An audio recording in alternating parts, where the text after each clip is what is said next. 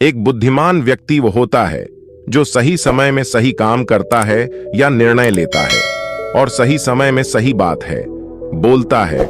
बुद्धि स्कूलों या कॉलेज में नहीं मिलती, वहां ज्ञान मिलता है, लेकिन ज्ञान को व्यावहारिकता में लाना ही बुद्धि कहलाती है। ऐसा व्यक्ति जो जीवन की कठिन से कठिन परिस्थिति का सरलता से उपाय निकाल लेता है, उसे बुद्धिमान कहा जाता है। बाइबल में राजा सुलेमान, जो कि भजन का राजा दाऊद का पुत्र था, सबसे बड़ा बुद्धिमान व्यक्ति कहा गया है।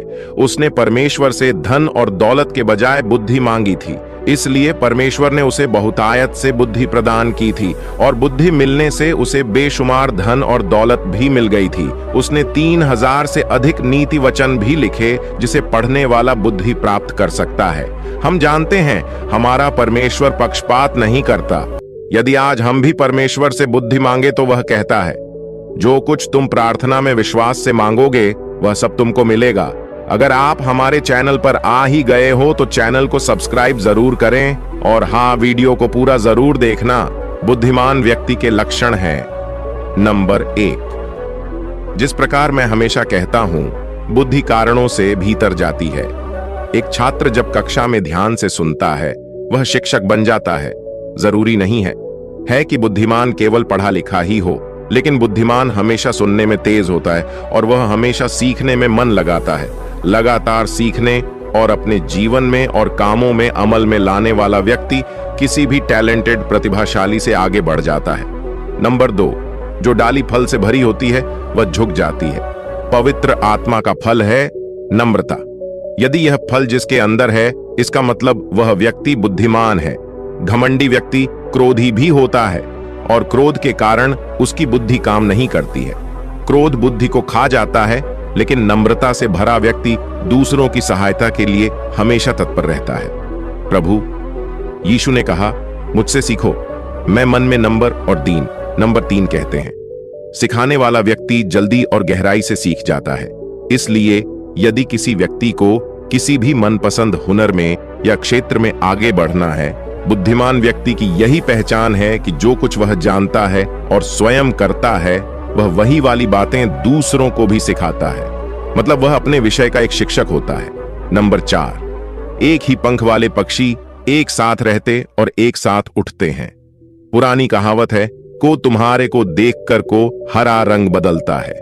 उसी प्रकार बुद्धिमान व्यक्ति बुद्धिमानों की ही संगति करते हैं। सावधान रहो, बुरी संगति अच्छे चरित्र को बिगाड़ देती है। माँ बाप और परिवार आपका चुनाव नहीं था, वह परमेश्वर की ओर से आपको प्राप्त हुआ है। उसके लिए धन्यवाद ही रहे। लेकिन मित्रता पूरी रीति से आपके अपने ऊपर निर्भर करती है कि आप किसे अपना मित्र चुनते हैं। नंबर 5, मेरे पिताजी कहा करते थे, बेटा जो भी बोलो सोच समझ कर बोलो, लेकिन जो कुछ सोचते हो सब मत बोलो। यदि 10 लोग आपके सामने सूट बूट पहनकर बैठे हैं, सभी ने एक सी बढ़िया ड्रेस पहनकर बुद्धिमान दिख रहे हैं, हम कैसे जानेंगे कि कौन बुद्धिमान है और कौन मूर्ख? मेरे विचार से जैसे ही कोई कुछ बोलता है, वह स्वयं बता देता है कि वह कितना पानी में है, मतलब कितना बुद्धिमान है। हमारी बोली हमारा भेद खोल दी है। जैसे चांदी की टोकरियों में सोनाले सेब हो, वैसे ही ठीक से समय पर कहा हुआ वचन होता है। नंबर 6, क्रोध में लिया गया निर्णय हमेशा ही विनाशकारी होता है। एक लड़ाई झगड़े में क्रोध में बोला गया शब्द आग में घी का काम देता है, लेकिन एक बुद्धिमान व्यक्ति शांति के साथ उत्तर देता है और बुरी से बुरी परिस्थिति को अपने कोमल शब्दों से उस विवाद को शांत करता है। बाइबल में लिखा है, राजा का क्रोध मृत्यु के दूध के समान है, परंतु बुद्धिमान मनुष्य उसको ठंडा करता है। नंबर प्रारंभ से शारीरिक बल से अधिक मानसिक या बौद्धिक बल को बड़ा माना गया है। एक बुद्धिमान व्यक्ति अपने समझबूझ में और शरीर में भी बलवान होता है। बहुत से बुजुर्ग कहते हैं, जब दांत थे तब खाने को चलने नहीं थे, अब जाने हैं तो उन्हें खाने को डांट ही नहीं है। लेकिन बुद्धिमान थी समय से अपने शरीर को और बुद्धि को कसरत करवाता है और बलवान हो जाता है। हमें यह जानना चाहिए, यह शरीर परमेश्वर का मंदिर है, इसमें परमेश्वर की आत्मा निवास करती है, लेकिन इसमें हमारा आत्मा भी वास करता है। हम हमारे शरीर को छोड़कर और कहीं भी एक पल के लिए भी नहीं रह सकते, इसलिए इसे बड़े ही अच्छे से संभालना चाहिए। नंबर 8, परमेश्वर की नजरों में एक बुद्धिमान व्यक्ति वही है जो दूसरों की आत्मा बचाने के लिए 1 मील और चला जाता है। हर वो काम जो दूसरों की भलाई के लिए हो वह ऊपर से आशीषित होता है।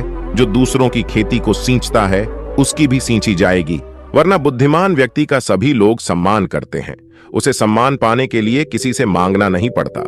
एक बुद्धिमान व्यक्ति अपने घर में, कलीसिया में और समाज में सम्मानित होता है, क्योंकि वह अपने स्वभाव के कारण परिवार का ठीक रीति से रख रखाव करता है।